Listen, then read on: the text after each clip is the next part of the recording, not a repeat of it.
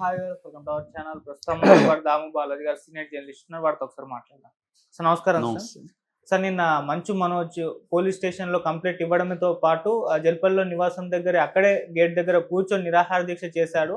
So తన అన్న మంచు విష్ణు తన మొత్తం కూడా దోచేశాడని చెప్పేసి ఆరోపించాడు. మీడియా ముఖంగా మాట్లాడుతూ తన కోసం తన కెరీర్‌ని కూడా త్యాగం చేశానని, అలాంటిది నాన్న పట్టించుకోలేదు, ఇప్పుడు మొత్తం దోచేశాడు, మోసం చేశాడంటూ ఆరోపణలైతే చేస్తున్నాడు సార్.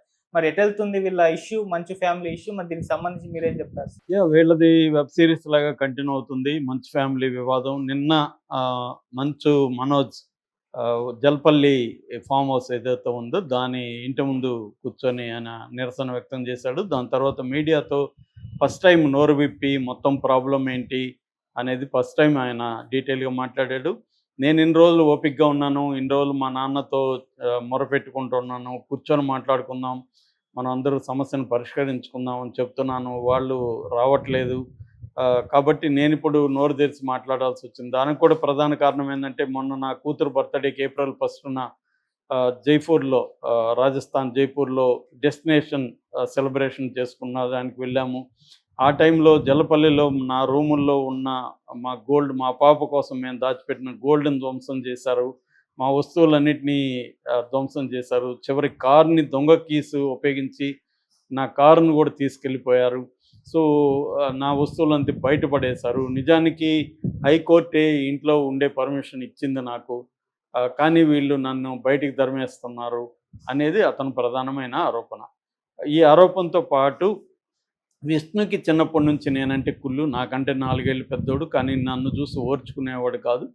అందువల్ల అతను ప్లాన్డ్గా మొత్తం ఆస్తి అంతా కూడా అతను దోచేసుకున్నాడు అనే మాట కూడా అన్నాడు. ఈ క్రమంలో ఒక జర్నలిస్టు, మీరు ఆస్తి కోసమేనా ఈ గొడవలు అంటే, నా బిడ్డల మీద, నా భార్య మీద ప్రమాణం చేసి చెప్తున్నాను, నాకు మొన్న కొత్తగా బిడ్డ పుట్టింది, ఆ బిడ్డ మీద ప్రమాణం చేసి చెప్తున్నాను, ఆస్తి ఇష్యూనే కాదు, ఇది నా ఆత్మగౌరవానికి సంబంధించిన ఇష్యూ. వాళ్ళ ఫ్యామిలీలో నన్ను ఒక భాగం చేయకుండా వాళ్ళు నన్ను ఇలాగా చూడడం అనేది నాకు నచ్చట్లేదు. అలాగే అక్కడ కాలేజీలో విద్యార్థుల్ని దోపిడీ చేస్తున్నాడు విష్ణు, విద్యార్థులను వేధిస్తున్నాడు, దానికి వ్యతిరేకంగా నేను నోరు విప్పాను. అది విష్ణువుకు నచ్చట్లేదు. అందుకనే నా మీద కక్ష కట్టి విష్ణు మా నాన్నని కంట్రోల్లో పెట్టుకొని మా నాన్నని బ్లాక్మెయిల్ చేస్తూ మా నాన్న దగ్గర పర్మిషన్ కూడా తీసుకున్నాడు. మనోజ్ జుట్టు నా చేతిలో పెట్టుకుంటాను, మనోజ్ని నేను ఒక ఆట ఆడిస్తాను అని మా నాన్న దగ్గర కూడా అతను మాట తీసుకున్నాడు. మా నాన్న కూడా పర్మిషన్ ఇచ్చేశాడు. సో మా నాన్నని అమ్మని అతను మ్యానిపులేట్ చేస్తూ నాకు యాంటీగా వాళ్ళని తయారు చేశాడు. సో నన్ను పగ తీర్చుకోవడానికి ట్రై చేస్తున్నాడు. నేను నిజానికి చాలా త్యాగాలు చేశాను ఈ ఫ్యామిలీ కోసం.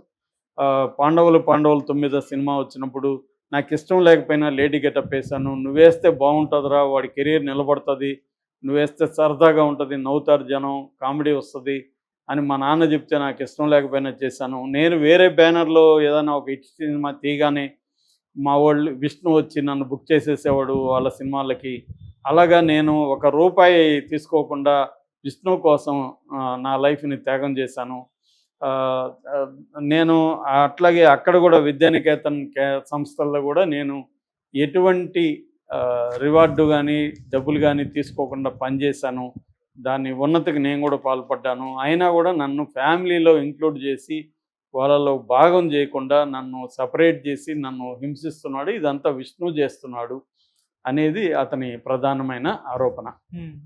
సో ఇది ఇప్పుడు దీన్ని మనం బయట ఎలా చూడాలి అనుకున్నప్పుడు, అసలు దీని నుంచి మనం ఏం నేర్చుకోవాలి, దీన్ని ఎందుకు చర్చించాలి అనుకున్నప్పుడు ఏంటంటే, ఒక సెలబ్రిటీ ఫ్యామిలీలో ఇద్దరు అన్నదమ్ముల మధ్య ఇష్యూలు వచ్చినప్పుడు అది ప్రజలకు అందరికి కూడా ఇంట్రెస్టింగ్గా ఉంటుంది. అసలు వీళ్ళ ఫ్యామిలీ ఏంది, ఎందుకంటే మోహన్ బాబు ఫ్యామిలీ అంటేనే ఒక నోటోరియస్ ఫ్యామిలీ.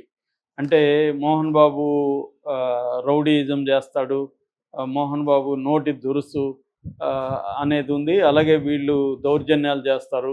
ఆ మధ్య కూడా ఒక సినిమా అప్పుడు బ్రాహ్మణులను వాళ్ళ ఇంటి ముందు వెళ్తే కొట్టడం, ఇవన్నీ ఉన్నాయి.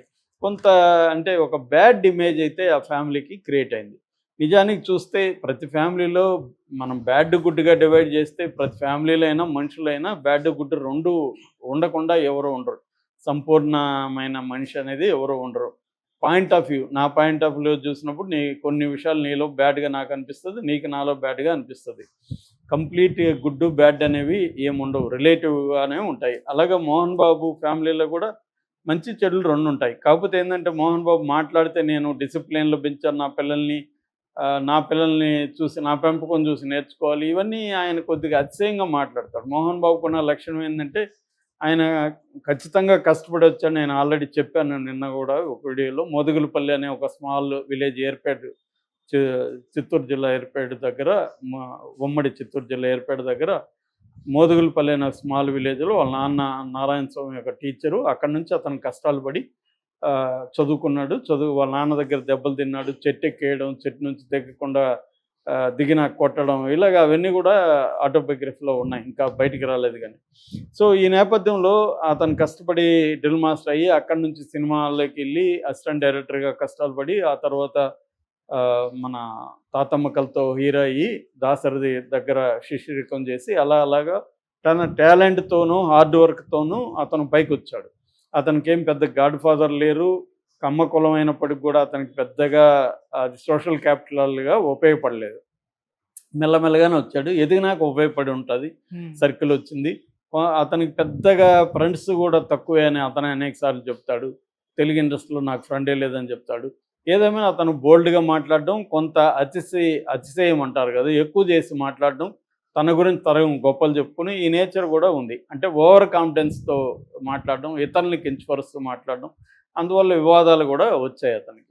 అయితే అతనే చెప్తాడు, నేను కోపం ఉండొచ్చు, నాకు ఆవేశం ఉండొచ్చేమో, కానీ నేను ఎవరికి నష్టం చేయలేదు, నా కష్టం నేను నష్టపోయి ఉండొచ్చు, నా కోపంలో నేను నష్టపోయింది తప్ప నేను వేరే వాళ్ళకి ఎవరికి హాని చేయలేదని చెప్పాడు. అది కూడా వాస్తవమే కావచ్చు. ఆయన వల్ల ఎవరో పలానా వాళ్ళు నష్టపోయారని బయటకు వచ్చి మాట్లాడిన సందర్భాలు కూడా ఏమీ లేవు. సో ఈ నేపథ్యంలో వాళ్ళ కుటుంబంలో ఇప్పుడు మోహన్ బాబుకి, ఆయనకి 78 ఏళ్ళు, ఆయన అఫిడవిట్లో పేర్కొన్నాడు నేను 78 ఏళ్ళు వృద్ధుణ్ణి అని చెప్పి బెయిల్ కోసం. అప్పుడు ఏదేమైనా ఆయనకి లేట్ 70s, ఈ లేట్ 70sలో ఆయన పిల్లల వల్ల ఇబ్బందులు పడుతున్నాడు. వీళ్ళు ఇప్పుడు పరిష్కారం చేయాలన్నా మోహన్ బాబు చేతిలో అది లేదు. ఒక్కోసారి ఏజ్ అయిపోయిన తర్వాత తల్లిదండ్రుల మాటలు పిల్లలు క్యారీ చేయరు, వింటున్నట్టు ఉంటారు తప్ప వినరు. ఎందుకంటే వాళ్ళ అవసరం వీళ్ళకి ఉండదు. సో విష్ణుకు కూడా అలాగే ఉండొచ్చు. విష్ణు మోహన్ బాబు చెప్పింది వినదలుచుకోలేదు. రెండోది ఏంటంటే విష్ణు మీద మోహన్ బాబు డిపెండ్ అయిపోయాడు. అతని వ్యాపారాలు కావచ్చు, మోహన్ బాబు యూనివర్సిటీ, దాని కింద ఒక 24 ఎడ్యుకేషనల్ ఇన్స్టిట్యూట్స్, అవన్నీ నడపాలి. ఎవరు నడపాలి? మనోజ్ నడిపే పరిస్థితిలో లేడు, విష్ణుని నడుపుతున్నాడు.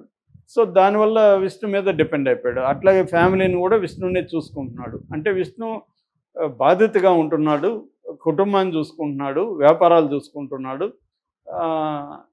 కాబట్టి మోహన్ బాబుకి విష్ణు మీద డిపెండ్ అవ్వాల్సిన అవసరం ఏర్పడింది.